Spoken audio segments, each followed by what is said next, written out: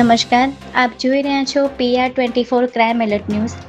અમારા news network દ્વારા Rajkot civil hospital પાસે ખુલ્લી જગ્યામાં બે નાના બાળકો સાથે રહેતી મહિલાને અભયમની મદદથી નારી સંરક્ષણ ગૃહ ખાતે મોકલી આપવામાં આવી છે.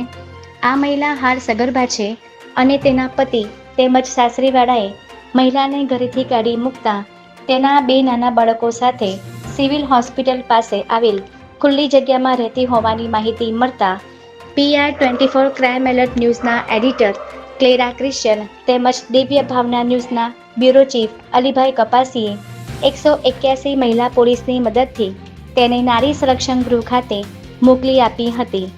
આ દ્રશ્ય જોઈને અહીં હાજર તમામ લોકો ભાવુક થઈ ગયા હતા તેમજ આ મહિલાએ આંખમાં આંસુ સાથે આભાર વ્યક્ત કર્યો હતો. અહીં આજુબાજુમાં ભેગા થયેલા લોકોએ પણ PR24 ક્રાઇમ એલર્ટ ન્યૂઝના એડિટર ક્લેરા ક્રિશ્ચન તેમજ દિવ્ય ભાવના ન્યૂઝના બ્યુરો ચીફ અલીભાઈ કપાસીનો આભાર માન્યો હતો.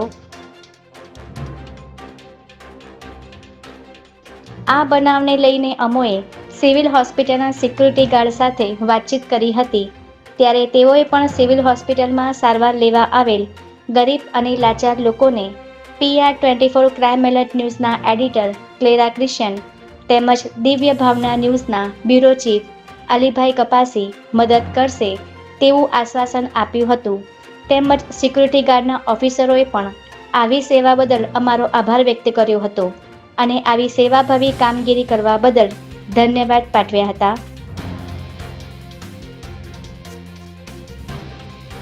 અમારા દ્વારા અમદાવાદના સેટેલાઇટ પોલીસ સ્ટેશનમાં ફરજ બજાવતા PSI જોગેન્દ્રસિંહ ચુડાસમા સાહેબ સાથે શુભેચ્છા મુલાકાત કરવામાં આવી હતી જેમાં PR24 ક્રાઇમ એલર્ટ ન્યૂઝના એડિટર ક્લેરા ક્રિશ્ચન અને બ્યુરો ચીફ ક્લિપર પાંડેએ PSI યોગેન્દ્રસિંહ ચુડાસમા સાહેબ સાથે શુભેચ્છા મુલાકાત કરી વિસ્તારમાં ક્રાઇમને લગતા અનેક મુદ્દાઓ પર વાતચીત કરી હતી.